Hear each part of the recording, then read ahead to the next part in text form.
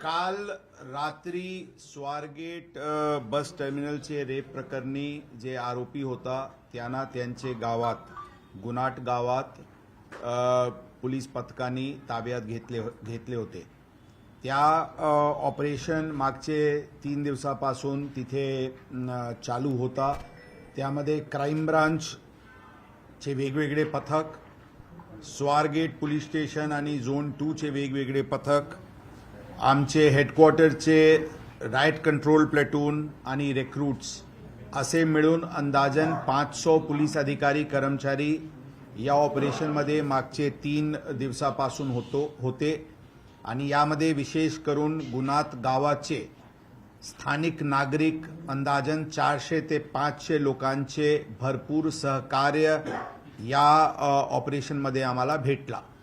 यामध्ये आमचे डॉग स्क्वॉडनी वेगवेगळी ठिकाण त्यांना स्मेल दिल्यानंतर जिथे ते वास्तव्यात होता शुगरकेनचे खेतीमध्ये त्या वेगवेगळी स्पॉट्स ते डॉग स्क्वॉड्सनी दाखवली होती आणि ड्रोन्स जे थर्मल इमेजिंग कॅमेराचे ड्रोन्स होते त्याचे कंटिन्युअस वापर करून त्यामध्ये पण त्याचे आरोपीचे ट्रेस लागला होता।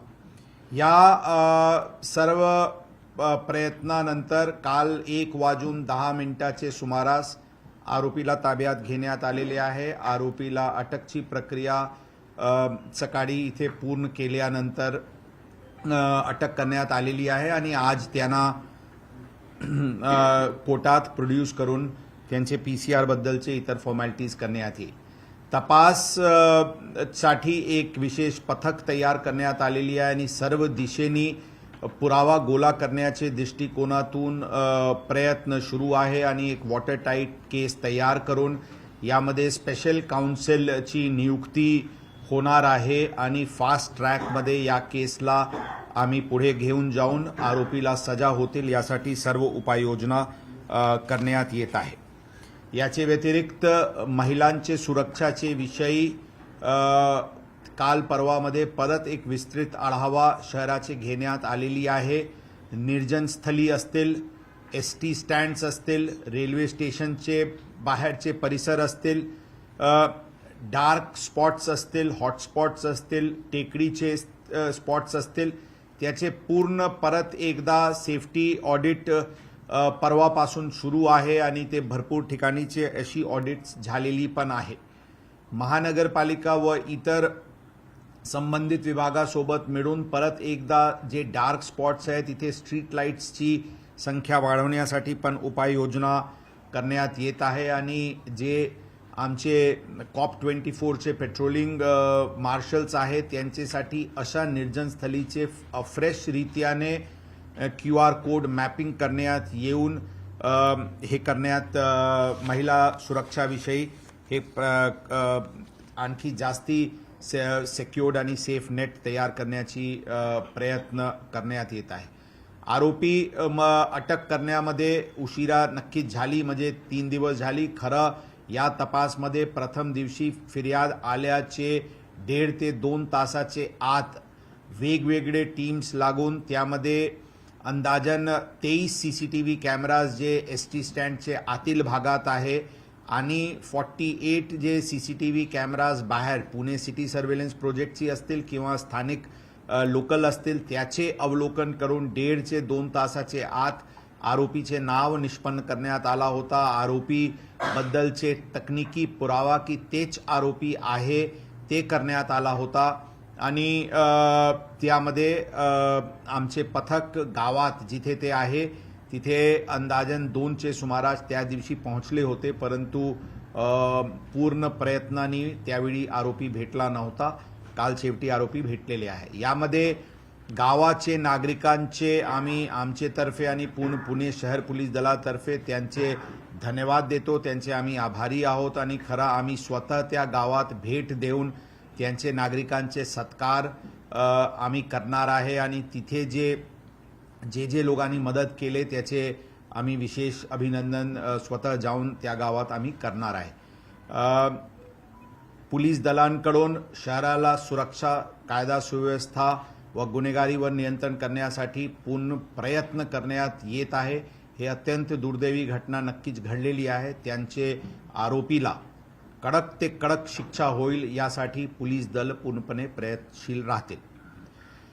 कल रात 1:10 के आसपास Swargate rape bus terminal rape incident के आरोपी को गुनाट गांव से डिटेन किया गया था.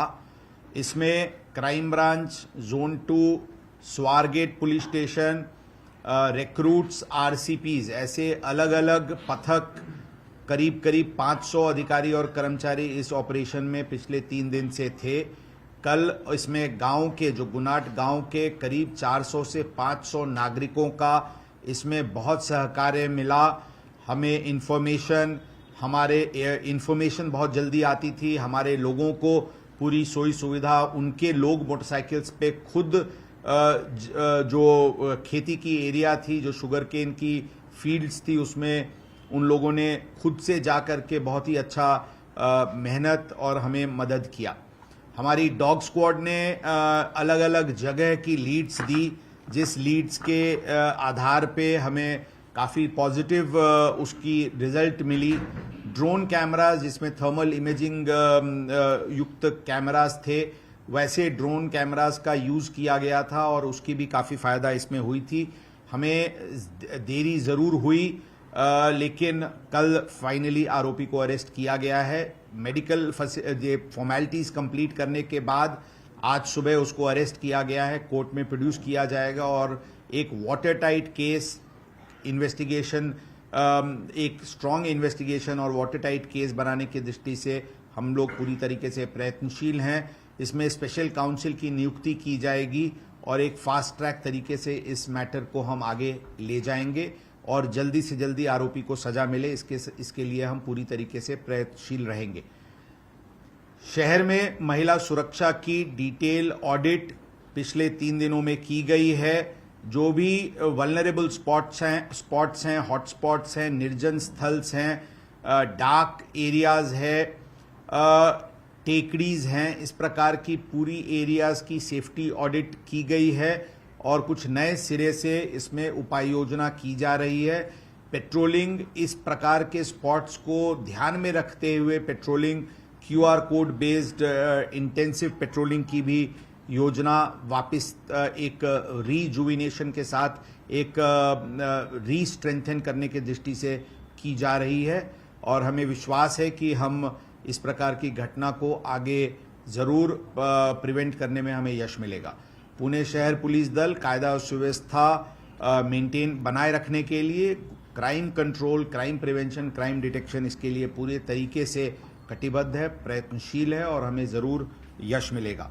मैं गुनाट गांव के नागरिकों का अपने तरफ से और पुणे शहर पुलिस दल के तरफ से हार्दिक धन्यवाद देना चाहूँगा, क्योंकि उनकी मदद के वजह से ये काम बहुत आसान और एक बहुत ही अच्छे वहाँ पे जो एक एंथुजियाज्म नागरिकों का दिखा पुलिस को सहकार करने की दृष्टि से, वो बहुत ही पॉजिटिव था. मैं खुद उस गांव में विजिट करने वाला हूं और वहाँ पे नागरिकों का जिन्होंने हमें मदद किया, उनका हम वहाँ पे सत्कार करने वाले हैं. हमारी जो पूरी पुलिस पथक जिन्होंने पिछले 3 दिनों से वहीं कैंप करते हुए डीसीपी क्राइम के नेतृत्व में टीम वहीं पे कैंप कर रही थी, उन टीम को भी हम बधाई देना चाहेंगे.